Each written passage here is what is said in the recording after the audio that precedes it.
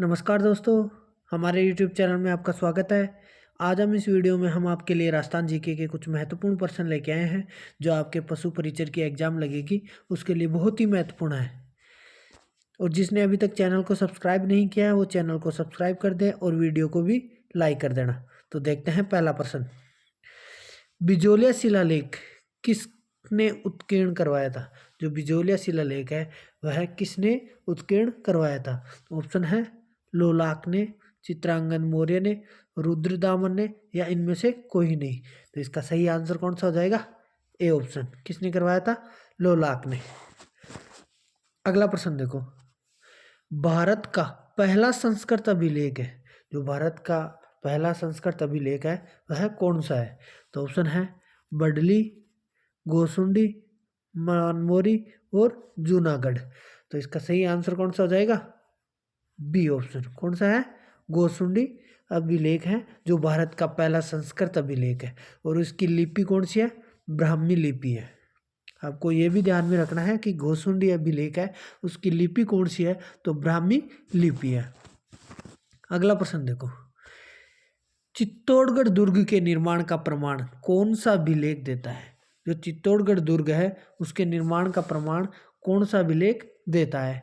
तो ऑप्शन है बिजोलिया लेख, मानमोरी लेख, उपयुक्त दोनों और ये उपयुक्त में से कोई नहीं।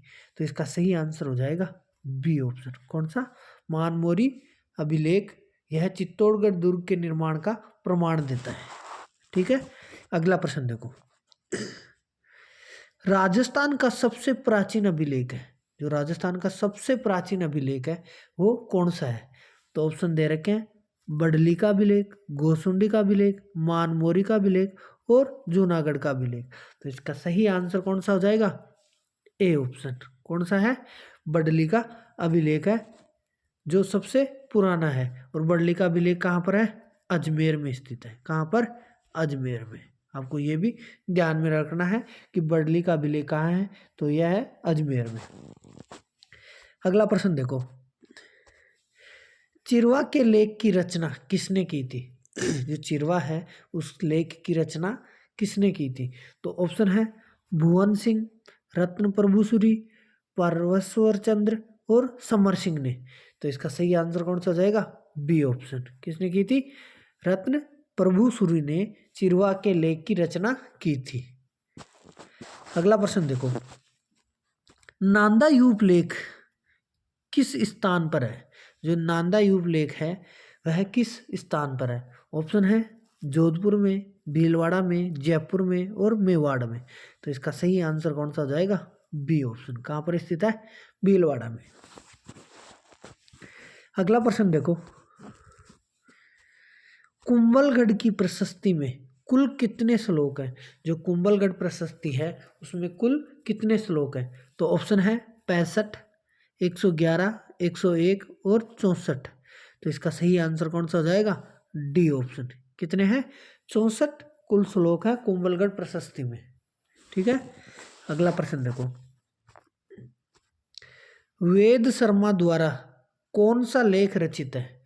जो वेद शर्मा है उसके द्वारा कौन सा लेख रचित है? तो ऑप्शन है रणकपुर प्रशस्ति, श्रृंगी ऋषि शिलालेख, श्रृंगी ऋषि शिलालेख, चिरवा का लेख और अचलेश्वर का लेख।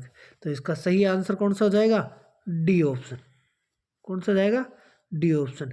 अचलेश्वर का लेख है जो किसके द्वारा रचित है? वेद शर्मा के द्वारा रचित है। ठीक है। अगला प्रश्न देखो।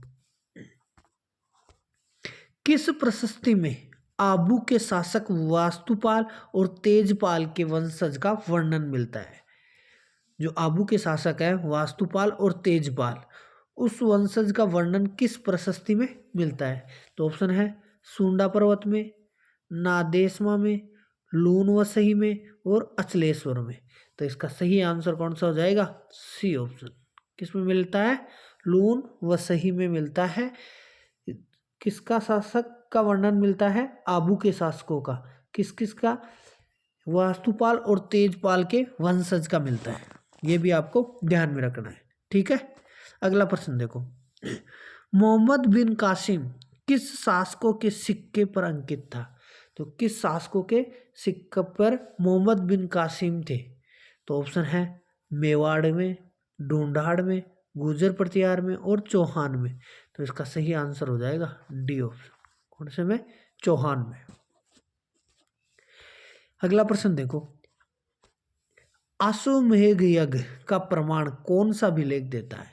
ऐसा कौन सा अभिलेख है जिसका प्रमाण अश्वमेध यज्ञ का मिलता है? तो ऑप्शन है बिजोलिया का लेख, मानमोरी का लेख, गोसुंडी का अभिलेख और उपयुक्त में से कोई नहीं। तो इसका सही आंसर कौन सा हो जाएगा? C option. कौन सा है? गोसुंडी का अभिलेख में अश्वमेध यज्ञ का प्रमाण मिलता है। और गोसुंडी का अभिलेख कहाँ पर स्थित है? चित्तौड़गढ़ में है। कहाँ पर है? चित्तौड़गढ़ में। आपको ये भी ध्यान में रखना है कि गोसुंडी का अभिलेख राजस्थान में कहाँ स्थित है, तो आप बताना है क्या कौन सा आ जाएगा, कहाँ पर? चित्तौड़गढ़ में।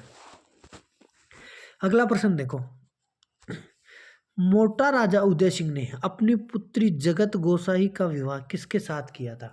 जो मोटा राजा उदय सिंह थे मारवाड़ के, उसने अपनी पुत्री जगत गोसाई का विवाह किसके साथ किया था?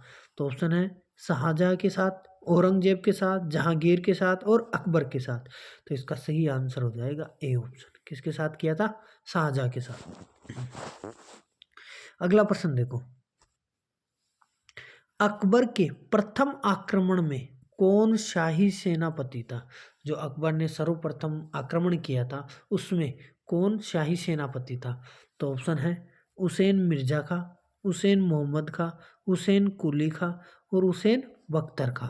तो इसका सही आंसर कौन सा हो जाएगा? C option. कौन थे अकबर के प्रथम आक्रमण का सेनापति? कौन था? हुसैन कुली खां। अगला प्रश्न देखो, जयपुर कछवा वंश में सर्वाधिक अवधि तक शासन किया था। जो कछवा वंश में सर्वाधिक शासन किया था वह कौन थे? तो ऑप्शन है सवाई जयसिंह, राजा मानसिंह, मिर्जा राजा जयसिंह और राजा बहारमल। तो इसका सही आंसर कौन सा हो जाएगा? किसने किया था सर्वाधिक शासन? मिर्जा राजा जयसिंह ने सर्वाधिक अवधि तक शासन किया था। अगला प्रश्न है, मारवाड़ की राजाओं की, जो मारवाड़ के राजा थे उनकी शरण स्थली के नाम से कौन सी जगह है? जो उनकी शरण स्थली के नाम से जाना जाता है वह कौन सा दुर्ग था? तो ऑप्शन है मेहरानगढ़ दुर्ग, लालगढ़, सिवाना दुर्ग और उपयुक्त में से कोई नहीं।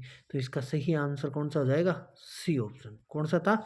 सिवाना दुर्ग को मारवाड़ के राजाओं की शरण स्थली के नाम से जाना जाता है। अगला प्रश्न देखो, अकबर ने उदयपुर का नाम रखा था। जो अकबर ने उदयपुर को जीता तो उस समय इसका नाम क्या रखा था गया?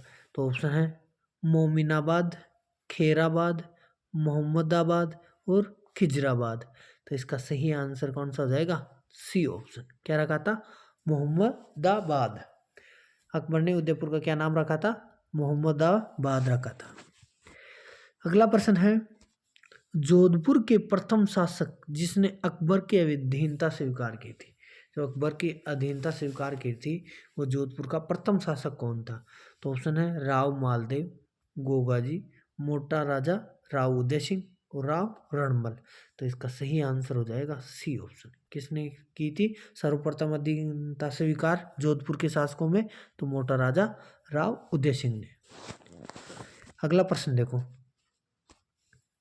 हल्दी घाटी कौन से जिले में स्थित है? जो हल्दी घाटी मैदान था जिसने अकबर और महाराणा प्रताप के मध्य युद्ध हुआ था 1576 में। कब हुआ था? 1576 में युद्ध हुआ था अकबर और महाराणा प्रताप के मध्य। तो यह कौन सी जगह स्थित है? तो किस जिले में है? तो ऑप्शन है चित्तौड़गढ़ में, राजसमंद में, उदयपुर में और प्रतापगढ़ में। तो इसका सही आंसर हो जाएगा बी ऑप्शन। हल्दी घाटी कहाँ पर स्थित है? राजसमंद में। अगला प्रश्न देखो, दिवेर के शाही थाने का मुख्तार था। जो दिवेर था उसमें शाही थाना उसका मुख्तार कौन था? तो ऑप्शन है मानसिंह था, शाहबाज खां, जगन्नाथ कछवा और सुल्तान खां। तो इसका सही आंसर कौन सा हो जाएगा? D option. कौन थे वहाँ पर दिवेर के शाही थाने का मुख्तार? सुल्तान खां थे। यदि वीडियो पसंद आया तो वीडियो को लाइक करना, और जिसने अभी तक चैनल को सब्सक्राइब नहीं किया वो चैनल को भी सब्सक्राइब कर लेना। और यदि आपको इन प्रश्नों की पीडीएफ चाहिए तो आप हमें टेलीग्राम या व्हाट्सएप पर मैसेज करके प्राप्त कर सकते हैं। तो इन नंबरों पर आप मैसेज कर सकते हैं 9314141465 पर आप मैसेज करके इन प्रश्नों की पीडीएफ प्राप्त कर सकते हो। ठीक है। और जिसने अभी तक चैनल को सब्सक्राइब नहीं किया हो तो चैनल को सब्सक्राइब कर लेना और वीडियो को लाइक करना, और यदि पसंद आया हो तो ज़्यादा से ज़्यादा शेयर भी करना। ठीक है। फिर मिलते हैं आपको अगले वीडियो में। जब तक के लिए जय हिंद, जय भारत, जय राजस्थान।